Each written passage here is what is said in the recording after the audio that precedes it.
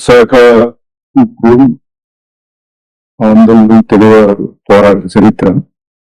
అసలు భారతదేశం స్వతంత్రం రావటం వ్యవసాయ రంగం అట్లాగే పారిశ్రామిక అభివృద్ధి చెందినట్టుగా భారతదేశం యొక్క ఆర్థిక వ్యవస్థ నిరుద్యోగ సమస్యలు పరిష్కారం అవుతాయి అని రాజ్యాంగం ఇది ప్రధానమైన అంశం. స్టీల్ ప్లాంట్ కూడా వచ్చేసరికి ఆ రోజుల్లో కేవలం ఒక అమెరికాలో జర్మన్ గవర్నమెంట్, తర్వాత కాంగ్రెస్ పార్టీ ప్రపంచంలో అందరికీ చాలా మందికి ఆహ్వానించారు. భారతదేశంలో స్టీల్ ఇండస్ట్రీస్ నిర్మాణం చేయాలి, మీరు అదే ముందుకు రమ్మంటే ఏ ఒక్కరు కూడా 10 సంవత్సరాల కాలం రాలేదు. ఆ సందర్భంలో మన భారతదేశంలోని కమ్యూనిస్టులు సహకారంతో బొకారో, రిలయన్స్, అలాగే విశాఖపట్నం స్టీల్ ప్లాంట్ 3 భారీ పరిశ్రమలు, స్టీల్ పరిశ్రమలు అంగీకరించారు. టెక్నాలజీ సాయంతో భారతదేశంలో 3 ఫ్యాక్టరీలు పెట్టారు. అందులో ప్రధానమైన విశాఖ ప్లాంట్ అనేది అప్పటికే ఆంధ్రప్రదేశ్ లో నీటి సమస్య ఉంది. Polavaram project, Visakhapatnam steel plant వస్తే విశాఖపట్నం స్టీల్ ప్లాంట్ నిర్మిస్తే 2 లక్షల మందికి నిరుద్యోగ ఉపాధి దొరుకుతుంది అనేది అంశం అంటారు. ఆ రోజు వాళ్ళు ప్రాణాభిత్యాగం చేయడం కానీ పదవి రాజీనామా చేయడం కానీ కారణాలు. దీన్ని పోరాటంలో దక్షిణాదిలో శవం తీసుకెళ్లాలని చెప్పి ప్రయత్నం చేశారు, భద్రావతి తీసుకెళ్లాలని ప్రయత్నం చేశారు. విశాఖ ఈ శ్రీశైలంలో స్టీల్ ప్లాంట్ అనేది ప్రారంభించి దీన్ని దక్షిణాదికి మొత్తం భద్రావతి, తమిళనాడుకి తీసుకెళ్లాలనే ప్రయత్నానికి వ్యతిరేకంగా రాష్ట్రంలో విద్యార్థులు అందరూ ప్రతి పోరాటాలు చేశారు. ఆధునిక సాంకేతికంగా విశాఖపట్నం స్టీల్ ప్లాంట్ మీద ఈ పోరాటాల చరిత్రలు అయిన తర్వాత 77లో విశాఖపట్నం స్టీల్ ప్లాంట్ అడవి స్థానం కాదు అని చెప్పి కొంతమంది నిపుణుల చేత తప్పుడు సభలు చేయించారు. ఇది అడవి స్థలం కాదంటే అట్లా కుదరదని చెప్పి ఇదే ఈ ఎంపీలు రాజీనామా మొత్తం పెద్ద ఎత్తున ఇందిరాగాంధీ మీద నిరసనలు పెట్టి అప్పుడు ఆ టైంలోని రష్యా డిప్యూటీ గవర్నమెంట్ ఆర్కిపోవ్ అతను భూగర్భ శాస్త్రజ్ఞుడు. ఒక 200 మంది టీం ని రష్యన్స్ తీసుకొచ్చి అభివరంగా పరీక్ష చేస్తే ఇదే నిజమైనటువంటి స్థలం శ్రీశైలంలోనే ఎక్స్పోర్ట్ ఇంపోర్ట్, ఇట్లాగే భారతదేశం నుంచి అక్కడ కూడా 20 మిలియన్ టన్నుల స్టీల్ ప్లాంట్ కట్టేటువంటి అవకాశాలు ఉన్నాయని చెప్పేసి అతను వారికి డిప్యూటీ ప్రొఫెసర్ వచ్చారు అనమాట. అతను సాంకేతిక మన భూగర్భ శాస్త్ర ఇది బలమైన ఫ్యాక్టరీ 20 మిలియన్ టన్నులు, ఇట్లా మిలియన్ టన్నుల వరకు దీన్ని క్యాపబిలిటీ ఏరియా ఇది ఇక్కడ పెట్టడానికి అతను రిపోర్ట్ ఇచ్చిన తర్వాత ఇందిరాగాంధీ కూడా వెనక్కి వెళ్ళక తప్పలేదు. దాని పరిణామమే మళ్ళా స్టీల్ ప్లాంట్ 2020 కోట్లతో 75లో నిర్మాణం 2020 కోట్లతో 3.2 మిలియన్ టన్స్ నిర్మించాలని చెప్పేసి అంత ఎక్స్పెండిచర్ అవుతుందని చెప్పి ఆలోచించి పెట్టారు. కానీ 5 సంవత్సరాలు 4 సంవత్సరాల పాటు నిర్మాణానికి నిధులు కేటాయించారు. శంకుస్థాపన జరిగిన తర్వాత కూడా అప్పుడు కూడా డిలే 5-6 ఇయర్స్ నిధులు కేటాయించారు. కాబట్టి మళ్ళా కొత్తగా సర్వే చేసి 8,700 కోట్ల రూపాయలు దీనికి ఖర్చు అవుతుంది వర్షం ఈ ఫ్యాక్టరీ కట్టలేమని చెప్పి 85లో ప్రభుత్వం గారు, కేంద్ర ప్రభుత్వం గారు డబ్బులు ఆర్థికంగా ఇబ్బందులు ఉంది, కట్టలేమని చెప్పేసి నేను చిన్న పరిశ్రమల కింద మార్చుకోండి అని చెప్పి రాజీవ్ గాంధీ గారు ప్రధానమంత్రి గారు చెప్తే అప్పుడు కొంతమంది నిపుణులు స్పష్టంగా లేదు, ఇది పరిశ్రమ దేశానికి రావు, సామాజిక న్యాయం జరుగుతుంది. ఆంధ్రప్రదేశ్ దేశానికి ఆర్థిక వ్యవస్థ కేంద్రం అవుతుందని చెప్పి జర్మనీ నుంచి కొంతమందికి ఎప్పుడు తీసుకొచ్చి Okay. దీన్ని 8,500 కోట్ల రూపాయలతో నిర్మించవచ్చు. బ్యాంకులు నుంచి రుణాలు తీసుకొని మీరు ఫ్యాక్టరీ కట్టడమే ఉంటుందని చెప్పి అప్పుడు ఉన్నటువంటి చైర్మన్ జర్మన్ ఇంజనీర్స్ 95 లాభాలు సంపాదిస్తారు. ఎంత వస్తుంది? 8,500 కోట్లలో 4,400 కోట్లు కేంద్ర ప్రభుత్వం, అలాగే 4,400 కోట్లు టెక్నాలజీ పరంగా మన రష్యన్ గవర్నమెంట్ సహకారంతో ఫ్యాక్టరీ నిర్మించారు. నిర్మించిన తర్వాత 2-3 సంవత్సరాల వరకు కొంత టెక్నాలజీ స్టెబిలైజర్స్ లో కొన్ని ఇబ్బందులు వచ్చాయి. కానీ ఆ ఇబ్బందులన్నింటినీ కూడా 3 సంవత్సరాల్లో ఆ రోజు కూడా బిఎఫ్కి వెళ్ళింది. సిక్కిం ఇండస్ట్రీ అయింది 86-87 టైంలో. దీన్ని 2,000 కోట్లకే అమ్మేమని చెప్పేసి ప్రతిబంధం వచ్చాయి. దానికి పెద్ద ఎత్తున మన విశాఖ స్టీల్ కార్మికవర్గం, విద్యార్థులు పెద్ద ఎత్తున పోరాడిన తర్వాత మళ్ళా దాన్ని బిఎఫ్ నుంచి సిక్ ఇండస్ట్రీ భారతదేశంలో కానీ ప్రపంచంలో ఇది నెంబర్ ఇండస్ట్రీ అనమాట. ఎక్కడన్నా ఒక ఫ్యాక్టరీ అప్పుడు విరిగిపోయి సిక్ ఇండస్ట్రీ అయిపోతాయి. 25 ఎక్కడ లేదు. ఒక్క విశాఖపట్నం సిల్క్ అంటే టర్నింగ్ చేసిన కంపెనీ 4 సంవత్సరాల్లో 16,000 కోట్ల రూపాయలు అప్పులు తెచ్చారు. 14,000 కోట్ల రూపాయలు లాభాలు సంపాదించి ఇప్పుడు కూడా ఆ రోజు ఇందిరాగాంధీ గారు స్వచ్ఛంగా అక్కడ మనం బయలు జిల్లాలోని మైన్స్, ఐరన్ ఓర్ మైన్స్ దీనికి కేటాయించారు. తర్వాత ప్రభుత్వాలు పాలసీలు మార్చుకొని రాష్ట్రానికి కేటాయించారు. ఇచ్చిన తర్వాత బయలు జిల్లా అనేది విశాఖపట్నం సీట్ దానికి అందుకుంటా పోయి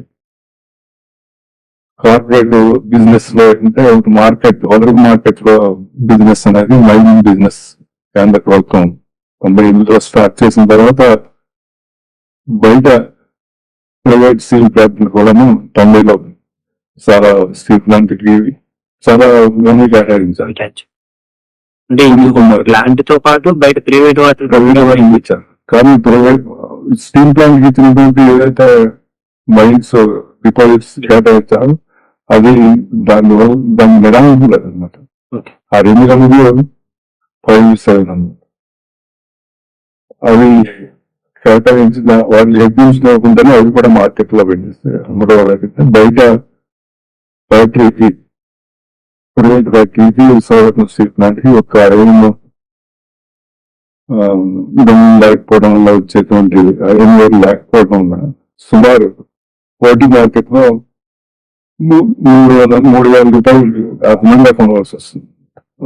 అది పబ్లిక్ సెక్టర్ శైలిలో ఉన్నటికీ సొంతగా ఉంది అన్ని రాష్ట్రాలు.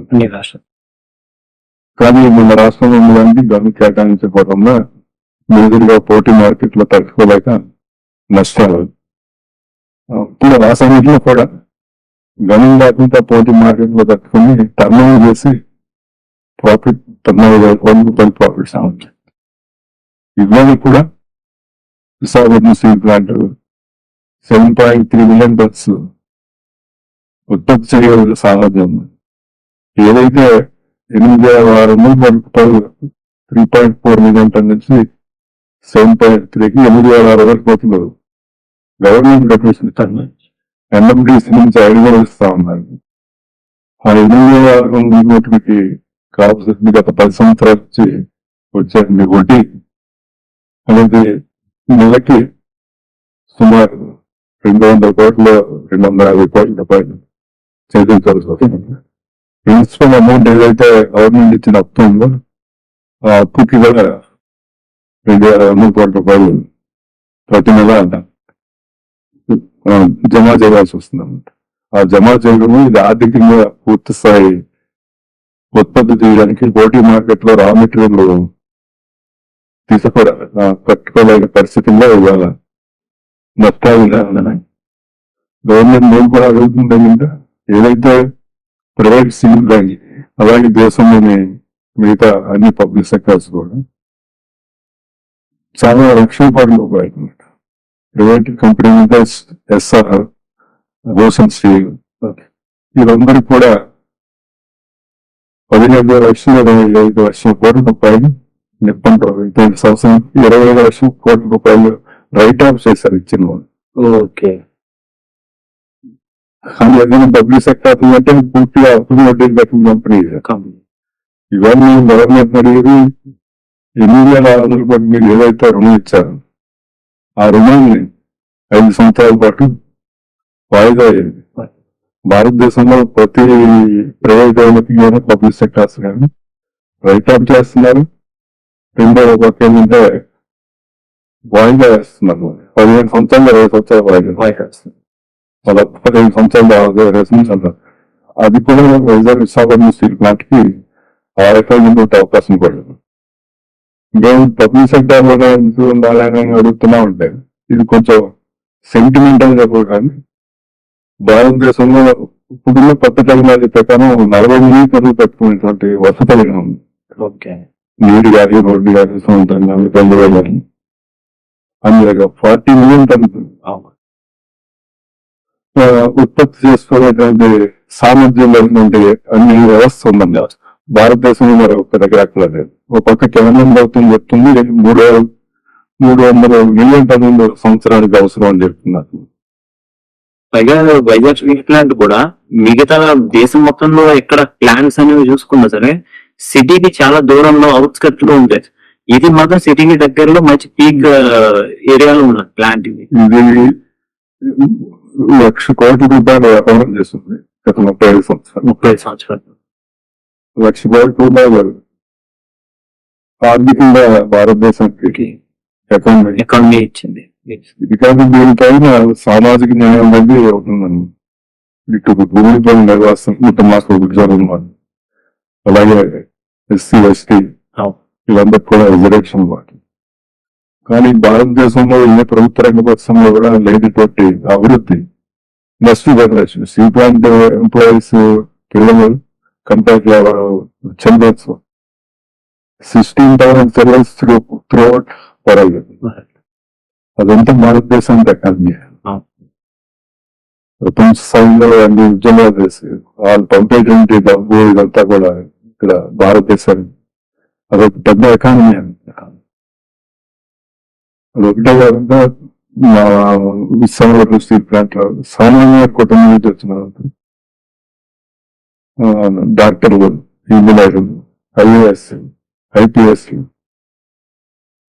భారతదేశంలో చాలా సర్వీస్ చేస్తున్నారు. చాలా భారతదేశం చాలా ఇక్కడ ఎంప్లాయీస్ కుటుంబ సభ్యులు చాలా మంది ఉన్నారు. చాలా సర్వీస్ చేస్తున్నారు. డాక్టర్స్, ఎక్కడైనా సరే దేశ అభివృద్ధిలోని ఈ ప్లాంట్ అభివృద్ధితో పాటు మరింత 10 రెట్లు అభివృద్ధి చేయాలి. ఇటువంటి ఫ్యాక్టరీని అమ్మేస్తాం, మూసేస్తా ఉంటే దీనికి కారణం ఏంటి అంటే భారతదేశంలో కేంద్రం ప్రభుత్వం స్వచ్ఛంగా బీజేపీ ప్రభుత్వం వచ్చిన తర్వాత విశాఖపట్నం లాజిస్టిక్ బిజినెస్ అండి. ఓకే. అంటే సగటులో ఇక్కడి నుంచి పంపించడం, భారతదేశంలో ఉన్నటువంటి అన్ని కూడా సాధారణ ఏదైతే మినరల్స్ ఉన్నాయి మన దండకారణ్యంలోని అనేక బంగారం దగ్గర నుంచి అన్ని రకాలు మన గ్రామీణులు మన భారతదేశానికి కావాల్సినటువంటి సుగంధరగాలు ఇక అనేకమైనటువంటి మన గుండె భారతదేశానికి పర్యావరణాన్ని కాపాడి ఆరోగ్యం కాపాడేటువంటి ఏదైతే దండకాలంలో ఉన్నటువంటి మన మైండ్స్ భూమిని తవ్వి ప్రపంచంలో వ్యాపారం చేయాలని చెప్పేసి అదొక కుట్రలో రాయపూర్ నుంచి ఇక్కడికి మన గంగవరం ఆదాయం పోర్టులో 6 లైన్ రోడ్ సరే భారత్ ప్రపంచంలో డబ్బులు కావచ్చు, డబ్బు చాలా కావచ్చు, కానీ మనిషి జీవన విధానం అనేది దెబ్బతింటున్నారు. ఒక ఆదాని అమ్మాని వీళ్ళందరూ కూడా 20 మంది భారతదేశంలో పెట్టుబడిదారులు వాళ్ళు రూపాయలు పెడితే ₹1000 పెరిగిపోతుంది. అవును. కానీ వ్యవసాయం చేసేవాళ్ళు, కూరగాయలు పండించేవాళ్ళు, ఎవరైతే వ్యవసాయం సంపదని సొంతమే. సృష్టిస్తున్నారు, అవును. భారతదేశ జనాభాకి కావాల్సిన తిండి, బట్ట ఇవన్నీ ఉత్పత్తి చేస్తున్నారు. వాళ్ళు ఆస్తులు పెరగలేదు, వాళ్ళు చాలా లో ప్రొఫైల్కి వచ్చున్నారు. వాళ్ళు పండించిన వ్యవసాయానికి అలాగే మనం విశాఖపట్నం స్టీల్ ప్లాంట్ దేశంలో ఉన్న పారిశ్రామిక ఉత్పత్తి అంతా స్వతంత్రం వచ్చాక 370 పబ్లిక్ సెక్టర్ కమ్యూనిస్ట్ దేశాల సహకారంతో వచ్చాయి. అదే అభివృద్ధి, అదే ఆస్తి. ఇవాళ ఆదాని పెట్టిన ఫ్యాక్టరీలో ఉపాధి లేదు, అంబానీ పెట్టిన దాంట్లో ఉపాధి లేదు. కానీ ఇంతమంది అవసరాలు దేశంలో ఉన్నటువంటి కోట్లాది మంది శ్రామిక వర్గం వాళ్ళ యొక్క సంపద ఏదైతే ఉందో అదే భారతదేశానికి ప్రపంచంతో పోటీ పడి ఉత్పత్తులు చేస్తున్నారు. వాళ్ళకి విలువ లేదు, కేవలం 10 కుటుంబాలు ఇవాళ లాజిస్టిక్ బిజినెస్ చేస్తే దేశంలో పరిమాణం తగ్గుతుంది. ప్రపంచంలోనే అక్కడ అవసరమైన ఉత్పత్తులు ఏదైతున్నా ఉత్పత్తిని భారతదేశానికి ఇది దిగుమతి చేయాలనుకుంటున్నారు. ఈ మన నరేంద్ర మోడీ గారు ప్లాంట్ ని ప్రైవేటైజేషన్ చేస్తానని చెప్పి ప్రకటించిన తర్వాత చాలా కంపెనీస్ బిల్డింగ్ చేసినట్టున్నాయి కదా, ప్రైవేట్ కంపెనీస్ చాలా మంది దీన్ని టేక్ ఓవర్ చేస్తుంటారని చెప్పి. విశాఖపట్నం స్టీల్ ప్లాంట్ బ్రిటింగ్ రావడానికి అవకాశం లేకుండా ఓన్లీ ఫర్ ఆదానికి ఇవ్వాలని చెప్పేసి ఎందుకు అనుకుంటున్నారు సార్? అదానికి ఏంటంటే మనకి విశాఖపట్నం స్టీల్ ప్లాంట్ అయితే ముందు సముద్రం ఏదైతే ఉందో అది పెద్ద హై కాస్ట్ అన్నమాట. అంటే భారతదేశంలో ఎక్కడి నుంచి ఏదైనా వ్యాపారం చేయాలంటే సముద్రం కోస్టల్ కారిడార్ 960 కిలోమీటర్లు అనమాట. కానీ విశాఖపట్నం స్టీల్ ప్లాంట్ 250 కిలోమీటర్లు మన గంగవరం పోర్ట్. అందుకని వీళ్ళు ఇదే ఆదాయం ఈ జిందాల్ ఇదే ప్లేస్ ఎన్నుకున్నారు. ఇది ఎన్నుకున్నప్పుడు ఎక్కడైనా కొత్త ఫ్యాక్టరీ వెళ్తారా, ఎక్కడ కొత్త ఫ్యాక్టరీ వెళ్ళారు. ఇవాళ 10 లక్షల మంది అటు భారతదేశంలో అందరూ కూడా ఇప్పుడు ఉద్యోగాలు చేస్తున్నారు. లారీ డ్రైవర్స్ అవ్వచ్చు, క్లీనర్స్ అవ్వచ్చు, మోటార్ అవ్వచ్చు, దిగ్గొచ్చు, రిక్షా పిల్లర్స్ అవ్వచ్చు, ఆటో డ్రైవర్స్. నమ్ముకుని దాన్ని పరిసర ప్రాంతాల్లో చాలా మంది చాలా ఎక్కువ బాధపడుతుంటాయి. మన ఆంధ్రప్రదేశ్ లో విశాఖపట్నం 3 జిల్లాలు ఉన్నాయి కదా, ఇప్పుడు ఎక్కడ బొగ్గులు అవుతారు, అక్కడ కొన్ని వేల మంది పనిచేస్తారు. ఎట్లా ఎస్ఐగా అవుతున్నారు, ఇంకో గవర్నమెంట్స్ అవుతున్నారు. ఇదంతా ఎక్స్పోర్ట్ ఇంపోర్ట్ అంతా మనుషులు జీవన దెబ్బ కొడుతుంది, వాళ్ళు ఇస్తున్నారు. అందుకని మేము పోరాటం అనేది ఎందుకు చేస్తున్నామంటే ఉద్యోగులకి కొద్దిగా ప్రయోజనం తక్కువ. సౌరభ దాన్ని పూర్తి స్థాయిగా నడిస్తే మన సిటీలో నెలకు 300 కోట్లు మార్కెట్ లో పర్చేజ్ ప్రజలకి తగ్గుతాం. అదే ఆల్రెడీ లాజిస్టిక్ బిజినెస్ చేస్తారు, వాళ్ళ ఆస్తి పెరుగుతుంది కానీ ఇక్కడ ప్రజలకు పనిపడాలి. అటువంటి పన్ను వ్యాపారం భారతదేశానికి నిరుద్యోగం ఇప్పటికే పెరిగిపోతున్న అప్పుడు లెక్కలు చెప్తున్నారు. ఆ లెక్కలు కూడా చాలా తీసుకుంటారు, ఎక్కడో పెట్టుబడులు పెడతా ఉంటారు. అదే కడప స్టీల్ ప్లాంట్ అంటారు, ఆ కడప డబ్బు ఇక్కడ పెట్టచ్చు. ఇంకొక 20 మిలియన్ స్టీల్ ప్లాంట్ అయితే చేసుకునే ఇక్కడ విశాఖపట్నం స్టీల్ ప్లాంట్ కడపలో ఉద్యోగం చేస్తున్నారు, రాజస్థాన్ కూడా చేస్తున్నారు, భారతదేశం అంతా చేస్తున్నారు, బీహార్ వాళ్ళు చేస్తున్నారు, రష్యా చేస్తున్నారు, జర్మనీ చేస్తున్నారు, అందరూ చేస్తున్నారు. ఇది ఒక ఉపాధి కారణం. అలాగే ఉపాధి కోసం అలాగే రాయితీగా అవసరం లేదు. భారతదేశంలో ప్రైవేట్ ఇండస్ట్రీస్ కి 8 లక్షల కోట్ల రూపాయలు రైట్ ఆఫ్ చేశారు ప్రైవేట్ ఇండస్ట్రీస్. సో ప్లాంటింగ్ మీరు అడుగుతుంది కూడా ఓన్లీ ఒక 5 years పాటు 5 years పాటు మైన్స్ కేటాయించారు, మైన్స్ తోటి కేటాయించారు. రోజుకి 10 కోట్లు కాస్ఫాట్ సంపాదించారు. ఈ రోజుల్లో ఫుడ్ కూడా వాళ్ళు ఆయిల్ చేస్తే రోజు 10 కోట్ల రూపాయలు, రోజు 10 కోట్ల నుండి ఆపరేషన్ మేనేజ్ చేశారు. సో వాళ్ళకి ఊరికి అప్పుకి వడ్డీకి 6,000 కోట్లు కడుతున్నారు. సార్ యాక్చువల్గా మీకు ఇంత ముందుగా చెప్పినట్లు ఈ వైజాగ్ లో ప్లాంట్ అనేది పెట్టడానికి ఆర్థికంగా కేంద్రం అనేది అప్పట్లో కేంద్రం అనేది ఆర్థిక సాయం చేసింది. బట్ ఆర్థిక సాయం అనేది పక్కన పెడితే ల్యాండ్ విషయం అయినా సరే ఇప్పుడున్న ఈ ల్యాండ్ కంప్లీట్ ల్యాండ్ మొత్తం ఇక్కడున్న విలేజర్స్ 64 మంది విలేజర్స్ వికేట్ చేయించి, అంటే వాళ్ళ ఇష్టం సార్ మాకు వైజాగ్ లో ఇక్కడ ప్లాంట్ వస్తుంది, సో మేము ఇక్కడ ల్యాండ్ ఇవ్వడానికి మాకు అంగీకారం అని చెప్పి వాళ్ళు ఇష్టపూర్వకంగా 44 విలేజెస్ ఇవ్వడం వల్ల దగ్గర ఐ థింక్ 25,000 నుంచి 27,000 ఎకరాల భూమి అండ్ కురుపం ఈ కురుపం జమీందార్స్ వచ్చి 12,000 ఎకరాలు రైతుల దగ్గర నుంచి గ్రామాల కానీ. ఓకే. మిగతా 12,000 ఎకరాలు ప్రభుత్వ ఈ ఎవరైతే దివాణం వీళ్ళు కురుప రాజుగారు ఉంటేనే ఇంకా చాలా మంది 500 ఎకరాలు 300 ఎకరాలు జమీందారు వాళ్ళందరూ కూడా స్వచ్ఛందంగా ఇచ్చారు. స్వచ్ఛందంగా కారణం ఏంటంటే అది వాళ్ళు ఒక నేషనల్ బుక్ లో ఇచ్చారు. అందరూ అభివృద్ధికి ఒక నేషనల్ బుక్ ఇచ్చారు. నేషనల్ బుక్ అంటే అభివృద్ధి చెందుతుంది. అందుకని మొత్తం విశాఖపట్నం నుంచి శ్రీకాకుళం వరకు అది తుది వరకు పలిగిందంటే కాలేజీలు, కార్పొరేట్ కాలేజీలు, యూనివర్సిటీ ఇవన్నీ వచ్చాయంటే కారణం విశాఖపట్నం స్టీల్ ప్లాంట్. అభివృద్ధి కారణంగా అసలు త్యాగం గుర్తొచ్చారు. వాళ్ళ కుటుంబానికి ఒక ఉద్యోగం ఇస్తామని చెప్పారు.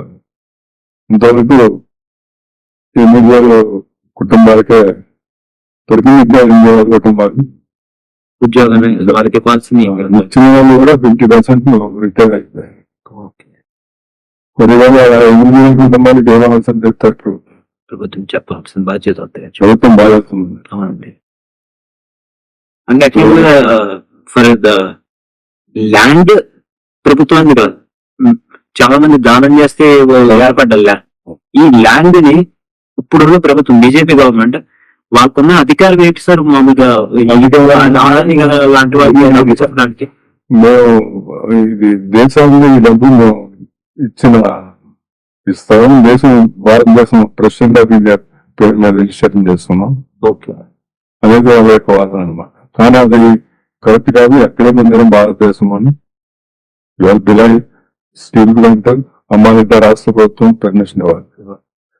బిలాయ్ కొన్ని గనులు అమ్మాలంటే రాష్ట్ర ప్రభుత్వం పర్మిషన్ ఇవ్వాలి. ఎవరికైనా స్టీల్ ప్లాంట్ ఇవ్వాలంటే వ్యవసాయ గవర్నమెంట్ ఇవ్వాలి.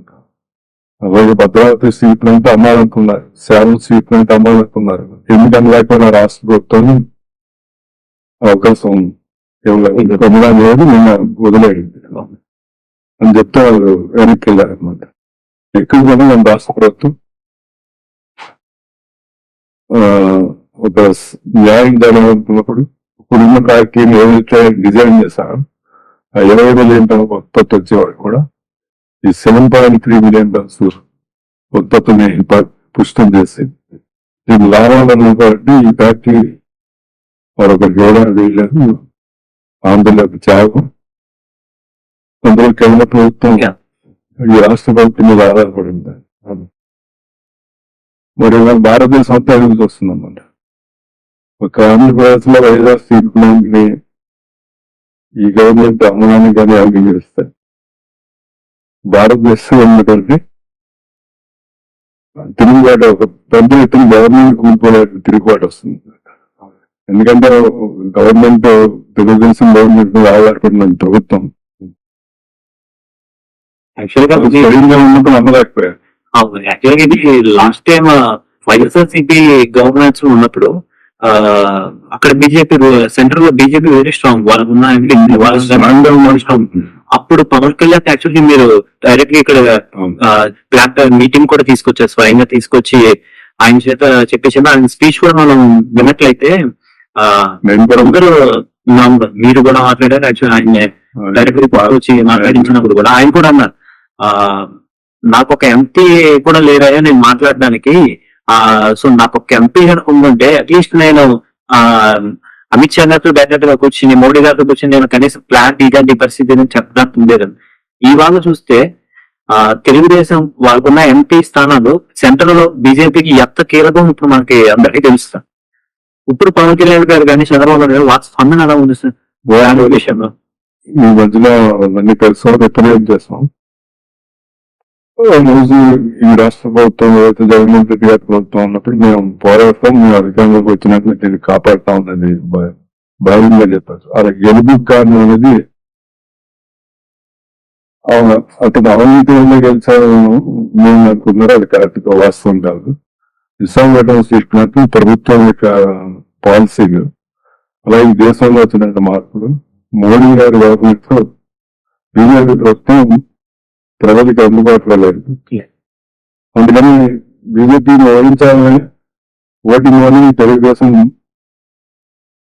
జనసేన పార్టీ వాళ్ళు పూర్తి మెజార్టీగా వచ్చాను. అందులో విశాఖపట్నం స్టీల్ ప్లాంట్ కోసం మేము అన్ని రకాలుగా త్యాగం చేస్తాం, మేము పోరాడతామని స్పష్టంగా చెప్పారు. వాళ్ళకి బాధ్యత ఉంది. ఆ బాధ్యతను వస్తే భారతదేశం ప్రజలందరూ కూడా మన ఆంధ్రులు ఇతర రాష్ట్రాలు ఉన్న ఫ్యాక్టరీలన్నీ ఆపుకున్నారు. ఇప్పుడు బీజేపీ రాష్ట్రంలో లేకపోతే 9 కాలేజెస్ ఉన్నా, డిఎంకే ఉన్నా, ఏఐటీకే ఉన్నా, కేరళ మహారాష్ట్రలో కాంగ్రెస్ పార్టీ వచ్చింది. అన్ని ఫ్యాక్టరీలు ఒక్కటి కూడా అమ్ముకుంటే కాపాడగలిగారు. అది ప్రజల సొత్తు. అందుకని వీళ్ళు ఆ నిర్ణయం తీసుకొని కేంద్రంతో పోరాడవలసిందే. ఎందుకంటే విశాఖపట్నం స్టీల్ ప్లాంట్ కి 9 ముఖ్యమంత్రులు కాపాడారు. కావాల్సిన బ్రహ్మాండం గురించి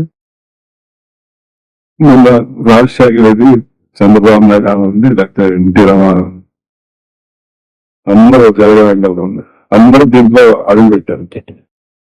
5 ప్రధానమంత్రులు తరగ్గా విశాఖపట్నం స్టీల్ ప్లాంట్ కోసం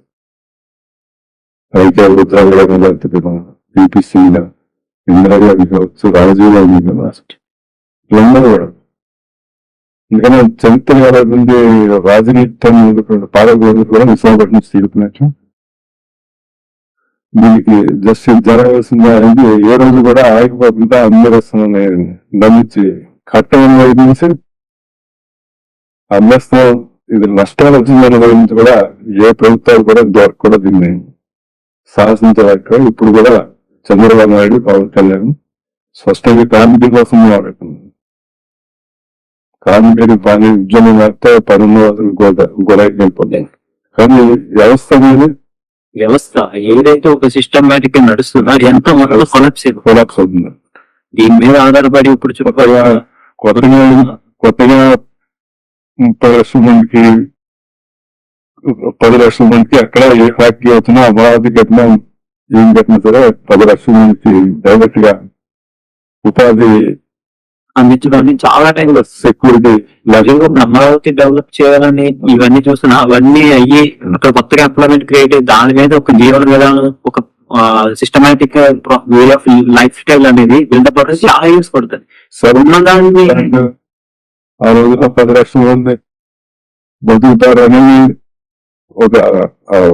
ఒక అంశం మీద ఇది అనుభవాన్ని పని కల్పించడం అనేది. ఇవన్నీ ఇది పనికి పథకం ఉంది. 3 నెలలు 4 రోజులు దాంట్లో అభివృద్ధి సాధించలేదు. కానీ విశాఖపట్నం స్టీల్ ప్లాంట్ 10 లక్షల మంది నేరుగా దీని మీద వ్యవసాయదారులు బతుకుతున్నారు. ఇతర చిన్న ఫ్యాక్టరీస్ నుంచి రా మెటీరియల్స్ తీసుకున్నారు. వ్యవస్థ అంతా దెబ్బతింటుంది. ఆ దెబ్బతింటే ఏంటంటే ప్రజలని అనుభవిస్తూ వస్తుంది. ఇక ఉపాధి పోయిన తర్వాత వాళ్ళకు ఉపాధి వెతుక్కోవడానికి చాలా కష్టం. నిరుద్యోగులందరూ కూడా ఇప్పుడు చిన్న చిన్న షాపుల్లో పనిచేసేవాళ్ళు వీళ్ళందరూ కూడా వలసలు పోవాల్సి వస్తుంది. ఓకే. అది దానికోసం మేము ఒక సోషల్ ఇండస్ట్రీస్ కోసం స్టీల్ ప్లాంట్ కాకపోవడంగా నేను 70,000 నుంచి కూడా విశాఖకు ఫ్యాక్టరీలో నివాసానికి ఐటీఐ సీట్లు డిప్లొమా సీట్లు వారికి ఉద్యోగాలు అడగాలనుకుంటే 70,000 నుంచి ఉద్యోగ దశకి బాగుంటుంది. 85లో పూర్తిగా నిర్మాణానికి వస్తుంటే ఆ రోజు కూడా చేస్తారు. మళ్ళా 98లో పూర్తిగా అమ్మేస్తాం మూసేస్తామని నష్టం క్లోజ్ చేస్తాం ఆ రోజు కూడా పోరాటం. కానీ మనం ఏంటంటే ఈ భారతదేశంలో ఎక్కడ కూడా ఒక్క ఫ్యాక్టరీ కూడా నష్టాలు కొన్ని ఫ్యాక్టరీలు చాలా మూసారు. చిన్న పెద్ద ఫ్యాక్టరీలు విశాఖపట్నం సీల్ ప్లాంట్ టర్నింగ్ చేసిందంటే దానికి ఉన్న అప్పుడే వడ్డీ కట్టి 3 లక్షల మందికి కోట్లాది జనం ఉపాధి చూపింది. వ్యవసాయ వ్యాపారం ఇంకెక్కడ ఉంది. నష్టాల్లో ఉన్నదాన్ని చేయాలనుకోవడం ఒకటి అయితే, నష్టాల్లో నెట్టి దీన్ని అప్పాలనుకుంటాం ఇదేంటి సార్? నష్టాల్లో సముద్రానికి డైరెక్ట్ గా షిప్ వచ్చేలాగా స్థలం కావాలి. ఎందుకంటే కాకినాడ వరకు, బెంగళూరు నుంచి కాకినాడ వరకు మొత్తం సముద్రం ప్రైవేట్ బోట్లన్నీ కూడా ఆదాని ఇచ్చేసారు. ఎక్కడ కూడా అందరిలో స్థలం లేదు. సముద్రం మన కారిడార్ కాకినాడ వరకు ఎక్కడ కూడా స్థలం లేదు. ఇదే వారికి అందమైన స్థలం. ఓకే. అప్పుడు 70 ఏళ్ళని ఇది అనువైన స్థలం కాబట్టి స్టీల్ ప్లాంట్ కట్టబడమని ప్రయత్నం చేశారు. ఇప్పుడు వైజాగ్ స్టీల్ ప్లాంట్ లాభదాయకం కాదు, దీన్ని అమ్మే మంచిదని చెప్పేసి ఇప్పుడు కూడా మనకి అంత పెద్ద సేక్ ఆఫ్ ఆదాన్ని లాజిస్టిక్ బిజినెస్ కోసం, దాని వల్ల లాజిస్టిక్ బిజినెస్ వాళ్ళు ఉపాధి ఎక్స్పోర్ట్ ఇంపోర్ట్ పర్యావరణం పాడు. అది దీన్ని దృష్టిలో ఒక సామాజిక న్యాయం కోసం ఇవాళ 2 లక్షల మంది వ్యవస్థ మళ్ళా వలసలు పోవాలన్నా ఏం జరగాలి సరే అది 15 సంవత్సరాల ఇంకా ఆంధ్రప్రదేశ్ అందరికీ అన్యాయం జరిగింది. విశాఖపట్నం స్టీల్ ప్లాంట్ మూసేసి అంతకన్నా పెద్ద అన్యాయం జరుగుతుంది. ఎందుకని చంద్రబాబు నాయుడు గారు, పవన్ కళ్యాణ్ గారు స్వస్థ ఎంప్లాయీస్ ఉద్యోగాలకు వస్తుంది కదా, వ్యవస్థ కోసం. అంటే సార్ ఇక్కడ ఒక చిన్న క్వశ్చన్ ఏంటంటే, అంటే లైక్ రాష్ట్రంలో చాలా మందికి అన్ఎంప్లాయ్మెంట్, యువతకి అన్ఎంప్లాయ్మెంట్ క్రియేట్ అవుతుంది, నిరుద్యోగత పెరిగిపోతుంది అని చెప్పేసి అంటున్నారు. ప్లాంట్ లో ఉద్యోగ రిక్రూట్మెంట్ అనేది ఆగిపోయింది సార్. ఎన్ని సంవత్సరాలు ఆగిపోయింది? ఇప్పుడు సుమారు 5 సంవత్సరాల నుంచి రిక్రూట్మెంట్ ఆగిపోయింది. 20,000 ఉద్యోగాలకి బతున్నారు. 3,000 మంది 4,000 మంది రిటైర్ అయిపోయారు. ఓకే. ఇవాళ 7.3 మిలియన్ డౌన్ చేస్తారంటే ప్రైవేట్ పబ్లిక్ సెక్టర్స్ కన్నా ఎక్కువ ఇక్కడ వస్తుంది. ఓకే. గవర్నమెంట్ విధానంలో అప్పుడు వడ్డీలు మైండ్ సేవ్ నష్టాలు తప్పించి కార్మికుల వల్ల ఏ రోజు కూడా విశాఖపట్నం స్టీల్ ప్లాంట్ పైసా సాయం లేకుండా టర్న్ చేసిన కంపెనీ ఒక స్టీల్ ప్లాంట్ కాకపోవడం అనమాట. అంటే ఒక అప్పుడు సిక్ అయిపోయిన ఇండస్ట్రీ ఈ ప్రపంచంలో ఎక్కడ కూడా లేదు. ఒక విశాఖపట్నం స్టీల్ ప్లాంట్ 4 సంవత్సరాల్లో మొత్తం గవర్నమెంట్ బాకీ లేదు. 7.3 మిలియన్ టన్స్ తీసుకున్నటువంటి సంస్థ ఏదైనా ఉందంటే ఇది ఒకటే అనమాట. విశాఖ స్టీల్ ప్లాంట్ ఇప్పుడు మీరు 100 ఉద్యోగాల్లో కొంత అది తప్పన్నట్టు. అది మరి 2,000 కోట్ల రూపాయలు ఆదాయాలు వచ్చాయి. 2.2 మిలియన్ టన్స్ కే కట్టిన స్టీల్ ప్లాంట్ 10.6 మిలియన్ టన్స్ వేలకి ప్రొడ్యూస్ చేస్తుంది పని చేయబట్టి. అందులో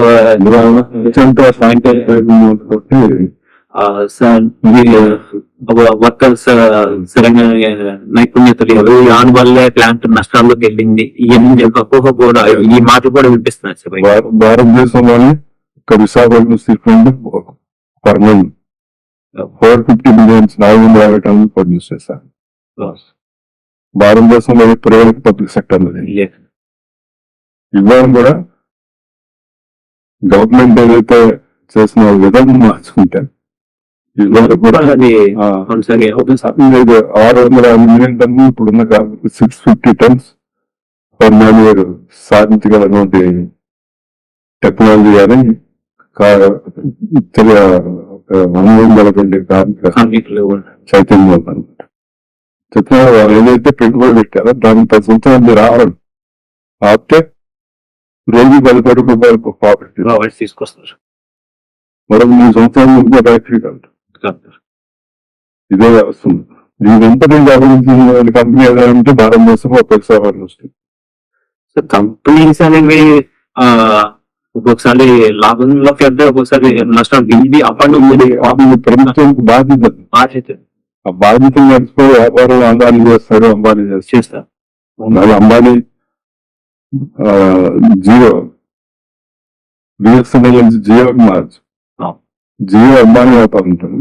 100 రూపాయలు ఉన్నటువంటి బిఎస్ఎన్ఎల్ కార్డ్ని ఇవాళ 400 రూపాయలు అమ్ముతున్నాను. ఒక్క 10 రోజుల్లో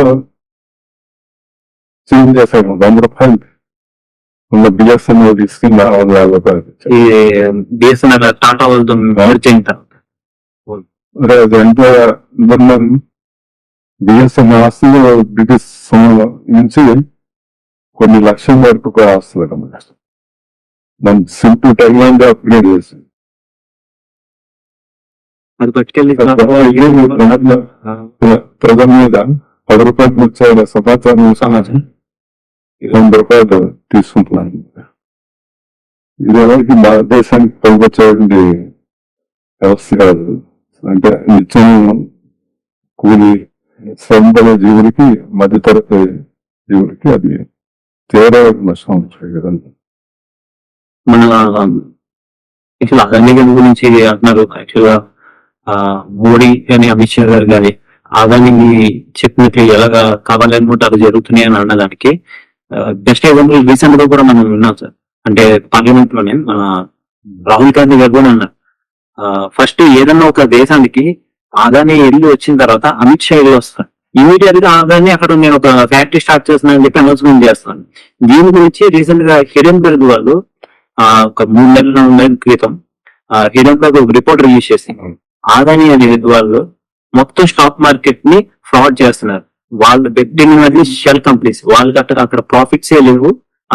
సెబీలో కూడా దీని మీద వీళ్ళు సెబీలో కూడా ఫ్రాడ్ చేయగలిగారంటే వితౌట్ గవర్నమెంట్ సపోర్ట్ ఉంటారు సార్. వాళ్ళందరికీ ఇవన్నీ కూడా తెలుసుంటే చేస్తున్నారు. సపోజ్ శిశు బ్యాంక్ నుంచి నేషనల్ కోర్టు రూపాయలు 15 లక్షలు ఒక కుటుంబాన్ని వస్తాయండి. అది అమలు చేయలేకపోయారు. ఇవాళ వాళ్ళు బ్యాంకింగ్ వ్యవస్థనంతటిని నిర్వీర్యం చేశారు. 12 లక్షలు 15 లక్షల కోట్ల రూపాయలు బయటగా రైట్ ఆఫ్ చేశారు. ప్రజలు నిర్మించుకున్న బ్యాంక్ జాతీయ బ్యాంక్. అంటే ఎంత సంపద తీసుకున్నారు, ఎంత రిటర్న్ ఇచ్చారు. 1,00,000 కోట్ల రూపాయలు రైట్ ఆఫ్ చేస్తున్నారు. ఇలా పరిసరాలలో ప్రాంతాలు ఉపాధి దొరికిందా, కొత్తగా ఒక పరిశ్రమ వచ్చిందా, ఓన్లీ సర్వీస్ సెక్టర్ మీద లాభాలు సంపాదించి భారతదేశం యొక్క ఆస్తులు ఏవైతే ఉన్నాయో కొలబడుతున్నారు. ఈ ప్రపంచంలో చాలా దేశాలు సర్వీస్ సెక్టర్ మీద ఆధారపడి ఈ రోజు నిరుద్యోగం ఆకలి వెస్టర్న్ కంట్రీస్ అన్నిటి కూడా ఇలాగే దోచుకున్నారు. అతి మంది ఎక్కువ సంపదంతా కూడా అనుభవించారు. ఆ అనుభవం అనేది వాళ్ళు చూస్తుంటే పని లేకుండా పోయాను అడిగేశాను మేము. అందుకని ఉపాధి చూపించి ఉత్పత్తి యంత్రాన్ని, ఉపాధి చూపించే మానవాళిని మన అభివృద్ధిలో పెట్టుకుని ప్రపంచంతో పోటీ కూడా.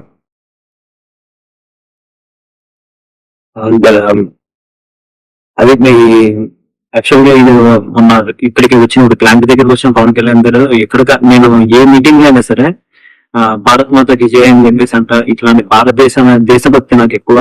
కానీ ఈ రోజు మాత్రం నేను ఒకటి అంటున్నా, విశాఖ ఉక్కు ఆంధ్ర హక్కు అని చెప్పేసి అన్నాను అని చెప్పి ఆయన జిందాబాద్ విశాఖ ఉక్కు ఆంధ్ర హక్కు అని చెప్పేసి అన్నాను. సో యువత మొత్తం ఆంధ్రంలో ఉన్న యువత అందరికి నిరుద్యోగం అంటున్నారు కాబట్టి 5 ఏళ్ల నుంచి ఇక్కడ ఒక సంస్థలో ఉద్యోగ భర్తీ అనేది లేనప్పుడు యువత దీని మీద రియాక్ట్ అవ్వాలి. రాజకీయ విధానం ఉంది. ఆ రోజు ఇందిరాగాంధీకి ఈ స్టీల్ ప్లాంట్ నిర్మాణం కష్టం అని చెప్పేసి చేతులు ఎత్తేసిన తర్వాత భారతదేశంలో ఉన్నటువంటి ఆంధ్రప్రదేశ్ లో ఉన్నటువంటి కమ్యూనిస్టులు సోషలిస్టులు రాజకీయ వ్యవస్థగానే చూస్తుంది అనమాట. రాజకీయంగానే పార్లమెంట్లో రాజకీయం చేస్తారు. ఇవాళ ఈ రాజకీయ పార్టీలు ఇప్పుడు ఉన్నాయి. అందరూ కూడా సినిమా బతికిస్తాం అవుతా ఉంటది. ఇవాళ ఏ పార్టీ కూడా ఆంధ్రప్రదేశ్ లో even the BJP state party కూడా దీన్ని రక్షిస్తా ఉంది. కానీ మేము చూస్తుంటే వాళ్ళు చెప్పిన దానికి ఇక్కడ చూస్తుంటే ఏమాత్రం పొంతన లేకుండా ఉద్యోగం తగ్గించడం, ఉద్యోగాల జీతాలు తగ్గించడం, కంట్రోల్ లేకుండా తగ్గించడం, దీనికి ఇంకా నష్టం ఎక్కువ నిర్ణయాలు చేస్తున్నారు. ఆ నిర్ణయాన్ని బ్రేక్ చేయాలి. బ్రేక్ చేసి ముందడికి చేయడానికి ఉత్పత్తి చేయండి అని చెప్పేసి ఆ రకం సహకారం జరుగుతుంది. ఇది అంటే ఇప్పుడున్న యాక్చువల్ గా బీ పొజిషన్ లో ఉన్నారు. యాక్చువల్ చాలా కీలకమైన స్థాయిలో ఉన్నారు చంద్రబాబు నాయుడు. సో ఆయన దీని మీద మోడీ గారిని యాక్చువల్ గా అనుకుంటే ఆయన చేయడం యాక్చువల్ స్టేట్ గవర్నమెంట్ వాళ్ళ చేతుల్లో ఉంది. రాష్ట్ర ప్రభుత్వం లీడ్ ఇవ్వాలి, రాష్ట్ర ప్రభుత్వం గ్యారెంటీ ఇవ్వాలి, రాష్ట్ర ప్రభుత్వం రోడ్డు ఇవ్వాలి.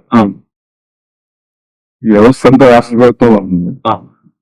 మనది ప్రెసిడెంట్ ఆఫ్ ఇండియా రాష్ట్ర అంటే ప్రపంచం మన దేశంలో ప్రెసిడెంట్ ఆఫ్ ఇండియా ప్రభుత్వం ఉంది.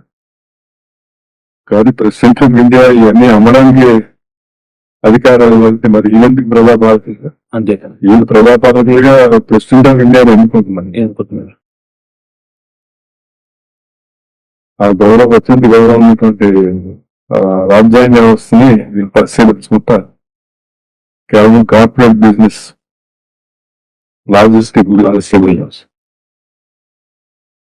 వ్యాపారం అన్ని కూడా విద్యా వస్తుంది. నాకు తెలిసి స్టేట్ బ్యాంక్ ఎంప్లాయీస్ ఉంటే ఇప్పుడు ఇంత కలుగుతారు లేదా మా జీతాలు వచ్చిందా. కానీ ప్రభుత్వానికి కొన్ని లక్షల కోట్ల రూపాయలు సర్వీస్ చేస్తున్నారు. విదేశం నుంచి వచ్చే మార్గం అట్లాగే మా దేశంలోని డాక్టర్లు, ఇంజనీర్లు, కలెక్టర్లు, పోలీస్ కమిషనర్, మున్సిపల్ కమిషనర్ చిత్తశుద్ధి ముందు ప్రతి దేశానికి ఉపయోగపడే పనులు చేస్తాను. ఒక జనరేషన్ ఉద్యోగిస్తే రెండో జనరేషన్ దేశం అంతా ప్రపంచం అంతా వచ్చారనమాట. దీన్ని ప్రైవేటైజేషన్ చేస్తామని చెప్పేసి అంటాను. దీన్ని రాజకీయ కోణంగా ఎలా చూస్తారు సార్? అంటే లైక్ ఇప్పుడు తెలంగాణలో సింగరేణి రన్ ఉంది. ఎలక్షన్స్ కు ముందు దాన్ని కూడా మేము ప్రభుత్వాన్ని విలీనం చేసుకుంటాం ఇది అని చెప్పేసి ప్రైవేటైజేషన్ చేస్తా ఉన్నది. ఏమవుతుంది దీన్ని యాస్టిస్ గా ఉంచుతాం. డైరెక్ట్ నరేంద్ర మోడీ గారు వచ్చి చేస్తాం. కేవలం అక్కడ బీజేపీ యొక్క ఓటింగ్ ని తన వాళ్ళ వైపు అవసరాల కోసం వాళ్ళ వైపు తిప్పుకోవడానికి జనాలకు ఓటింగ్ ఇచ్చు. రాజకీయ పార్టీలన్నీ మేము సభ్యులు స్టీల్ ప్లాంట్ ని కాపాడుతాం, మీ ప్రభుత్వ రంగంలో వస్తామని ఏ రకంగా అయితే ఎన్నికల్లో హామీలు ఇచ్చారు. హామీ తగ్గట్టు అది కేంద్ర ప్రభుత్వాన్ని శాసించిన పరిస్థితి. అంటే భారతదేశంలో అన్ని రాష్ట్రాలకి ఒక న్యాయం, ఆంధ్రప్రదేశ్ ఒక న్యాయం.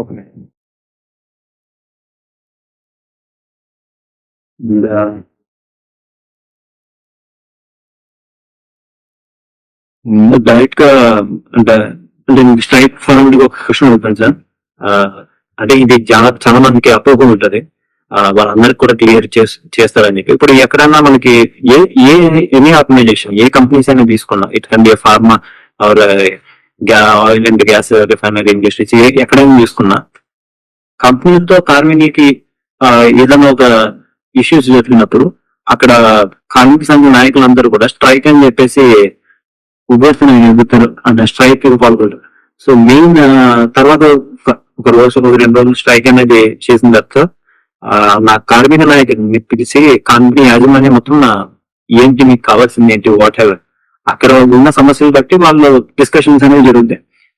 చాలా కొన్ని దగ్గర అయితే వాళ్ళకి ఫైనాన్షియల్ గా బ్యాక్స్ కూడా ఇస్తుంటారు, లైక్ మనీ బ్యాక్స్ కానీ ఇది కానీ. ఇట్లా ఒక కార్మిక నాయకులుగా మీరు ఇలాగ పోరాటం చేస్తున్నారు కాబట్టి ఇలాంటి ఆఫర్స్ మీకు ప్రభుత్వం నుంచి ఏమన్నా వచ్చి ఇప్పుడు అప్పుడు ప్రభుత్వాలు ఒత్తిడి చేస్తుంటాయి.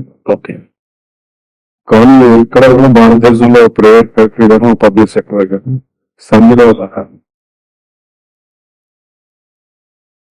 వేయడం కానీ వాళ్ళు ఏంటంటే పోటీ మార్కెట్ కోసం కంపెనీ నిర్మించడానికి సపోజ్ స్వీట్ అంటారు. కంపెనీ నిర్మించడానికి వ్యవస్థ తయారైంది అని ప్రభుత్వ వ్యవస్థ. కంపెనీ ప్రొడక్షన్ చేసి లాభాలు సంపాదించేటువంటి డిసిక్ తీసుకెళ్ళి అప్పుడు రైట్ ఫర్ సోషల్ రైట్స్ కార్మిక వర్గానికి ఉన్నాయి. సినిమా ఫ్యాక్టరీ కాపాడుతుందని నాకు వచ్చే ఫ్యాక్టరీలో వచ్చేటువంటి లాభాలు ఉందో ఆ లాభంలో నాకు కూడా చేయడం ఉంది. నువ్వు లాభం అంతా తీసుకెళ్ళి నా జీతాలు తగ్గించి తర్వాత ఫ్యాక్టరీ మూసి ఇంకో దగ్గర ఫ్యాక్టరీ పెట్టుకోవడం జరుగుతుంది. ఇక్కడ జరిగింది లాభం వస్తుంది. అమెరికా ఉండే డబ్బు తీసుకుంటారు అనమాట.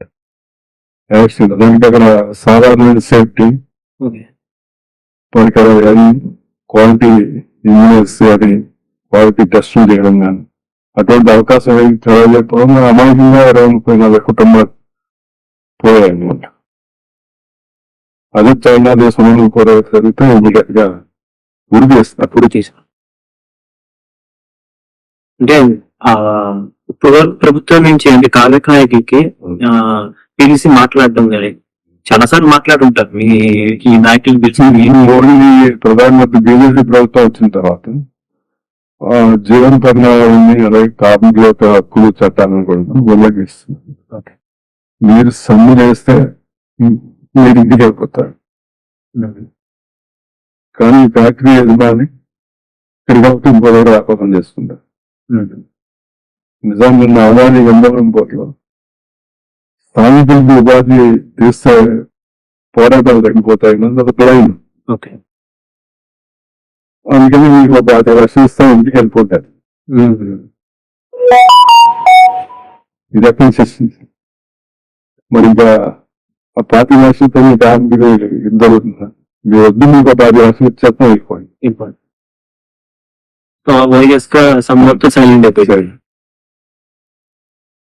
అది కార్మికులకు ఆర్థిక వ్యవస్థ బలహీనతాను. ఒక పక్కన సమ్మె చేస్తున్నాము, దానికి లాభాలు వస్తున్నాయి. ఆ లాభాల్లో 10 రూపాయలు జీతం పెంచమంటే పెంచడం లేదు. సంవత్సరం మమ్మల్ని ఇంటికన్నా ఇక్కడ కష్టపడలేనా ఇంకో దగ్గర ఎక్కడైనా కష్టపడతామని చెప్పేసి ఆలోచన విధానం ఖరారు చేశాను. సంవత్సరం 50 రూపాయలు 50 కోట్లు వస్తుంది. అది 10 రూపాయలు చేసి 10 మాత్రం సమ్మె చేస్తారంటే దాని ఆ అకౌంట్ బ్యాలెన్స్ ఏదైతుందో ధర్మం ఏంటంటే ప్రభుత్వాన్ని కంపెనీకి 10% ప్రాఫిట్ వస్తాయి.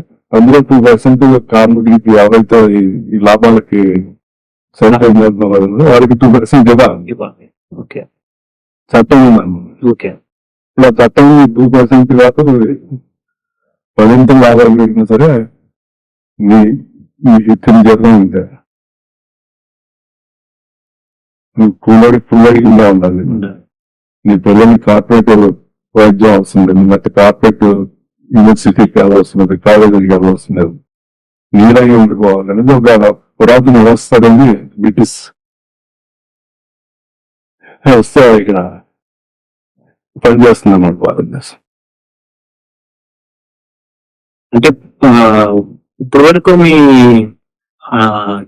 దగ్గరికి అలాంటి చర్చలు రాలేదు సార్? అసలు చర్చలకి వాళ్ళు అవకాశం కల్పిస్తారు. మేము అటువైపు ఇక్కడ ఫీల్డ్ లో మాట్లాడండి. Public will decide.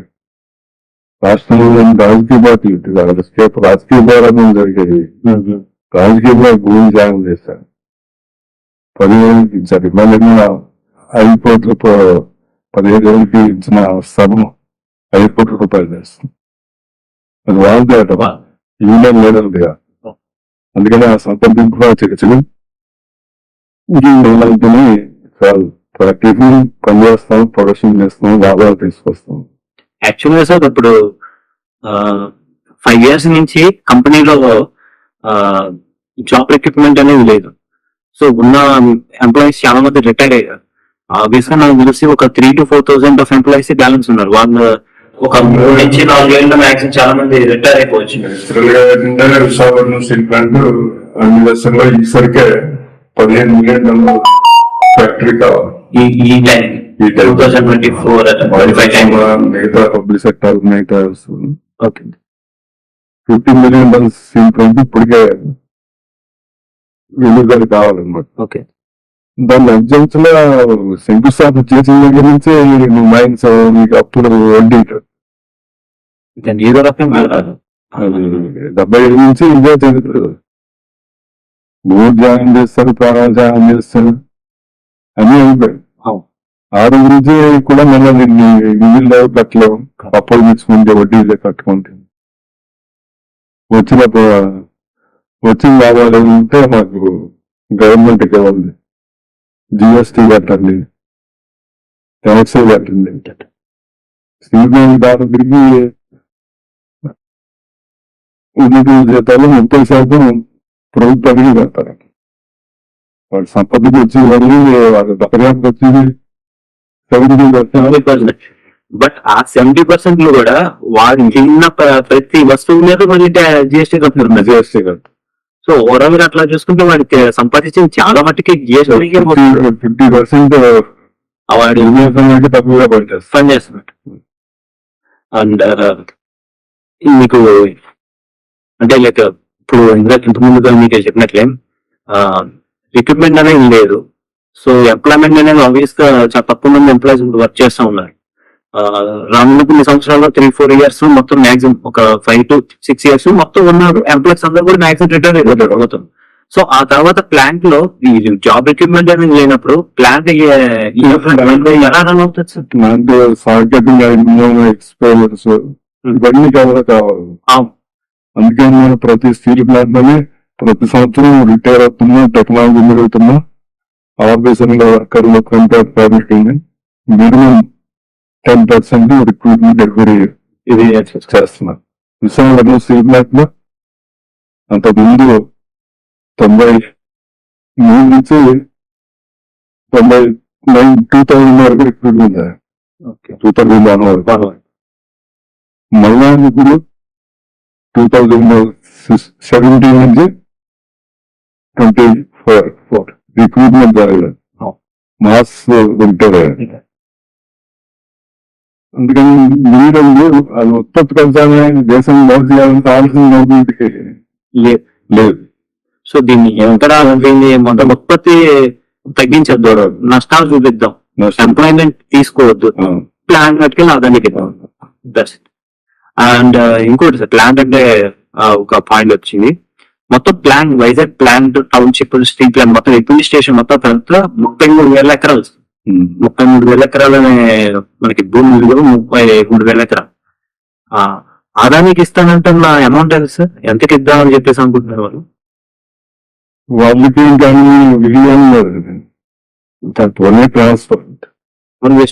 ట్రాన్స్ఫర్ మొత్తం ఎవరైతే ఇప్పటికే అప్పులు పెట్టుబడి పెట్టామో ఆ డబ్బులు తీసుకుని అప్పు చెప్పేస్తారు. అంటే అది ఎంతవరకు సుమారుగా దగ్గర వస్తే 25,000 కోట్లు అండి. ఇప్పుడు ప్లాంట్ అసెట్ల యంత్రం 60,000 కోట్లు ఉంది.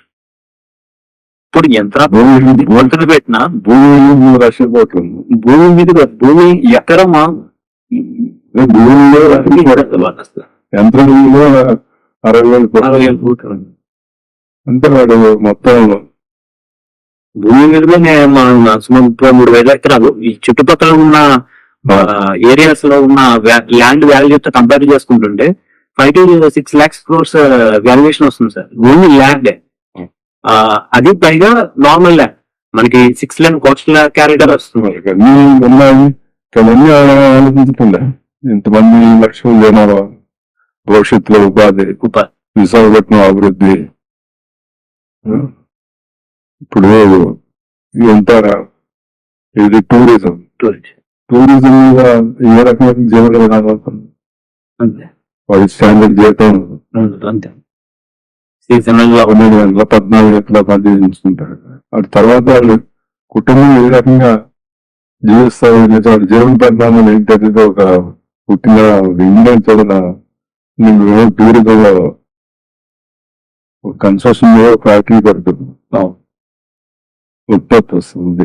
టూరిజం ఏమిటంటే ఏంటి డబ్బు సర్వీస్ సెక్టర్ డబ్బు సంపాదించిందని నేను చెప్పినాను. సర్వీస్ సెక్టర్ నిజంగా ఉత్పత్తి, భారతదేశానికి కావాల్సిన ఉత్పత్తి, గాలి ఉంది, నీరు ఉన్నాయి, భూమి అమ్మేసి,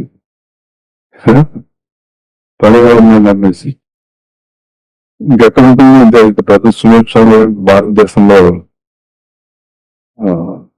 ఇప్పటికీ భారతదేశంలో ఆగే గవర్నమెంట్ లెక్కలో చెప్తున్నాయి నిరుద్యోగం పెరిగింది. నిరుద్యోగం పెరిగిన తర్వాత జరిగే పరిణామాలు భారతీయ జనం కోసం ఆ పరిస్థితి మన కాలం నిలబడగలగాలి. మరి సంపన్న వారి వ్యాపారంలో దాంతో పోటీ చేస్తాం ప్రపంచంలోని మనసడికి అవ్వడం బాగా. అండ్ లాస్ట్ అండ్ ఫైనల్ గా యువతకి మీరు ఇచ్చే మెసేజ్ యువతకి ఖచ్చితంగా దేశభక్తి, ఇంటిగ్రేషన్ అనేది స్వతంత్రం వచ్చింది. ఇన్ని వాళ్ళ ముందు పెరగాలని కోరుతారు. స్వతంత్రం వచ్చాక ఎంత వ్యవస్థ అభివృద్ధి చెందింది. ఇప్పుడు అభివృద్ధి చెందినటువంటి దాన్ని నిలబెట్టుకోవాలి. మరింత అభివృద్ధి చెందడానికి పోటీ తత్వంలోనే ప్రభుత్వ విధానాలు కరెక్ట్ టైం టు టైం నిలదీసి అడిగే పరిస్థితి యువతకి క్వశ్చన్ రావాలి. క్వశ్చన్ టు గవర్నమెంట్, పబ్లిక్ పాలకులు ఎవరైతే అన్నారు ఊరుకులేని డబ్బు సబ్సిడీలతోనే ఓటింగ్ విధానం సరైన విధానం. నేను 5 సంవత్సరాలు పోరాటం ప్రాజెక్ట్ ఈ 5 years లో విశాఖపట్నం స్టీల్ ప్లాంట్ ఇంకో 10.5 ఏంటంటే మరి కొత్త టెక్నాలజీ ఫ్యాక్టరీలో 10 లక్షలు వెయిట్. కానీ అవన్నీ చేయకుంటే ఉన్నాయి బంగారం, భూమి బంగారం చేసి వ్యవసాయం లేకపోతే ఉత్పత్తి లేదంట, ఫ్యాక్టరీలు రాదంట. ఫ్యాక్టరీలు ఉంటే ప్రపంచ మార్కెట్లో నిలబడుతుంది. అందుకని యువత ఖచ్చితంగా భారతదేశం స్వతంత్ర విలువల్ని అర్థం చేసుకొని ఉన్నది నిలబెట్టుకోవాలి, స్వతంత్రం నిలబెట్టుకోవాలి. ఈ క్రమంలో ప్రపంచంలో మనం ప్రపంచంలో ప్రతి చోట గాడి సాయకులు చేసి ఆ దేశానికి లాభాలు చేస్తుంది. మన దేశం అనేది చేయలేము అనేది పాలకులు క్వశ్చన్ చేసి మార్పు తీసుకురావాలి. అప్పుడు నిరుద్యోగం అనేది సామాజిక అనేది Telugu. Okay sir, thank you. Don't forget to like, subscribe and share the videos.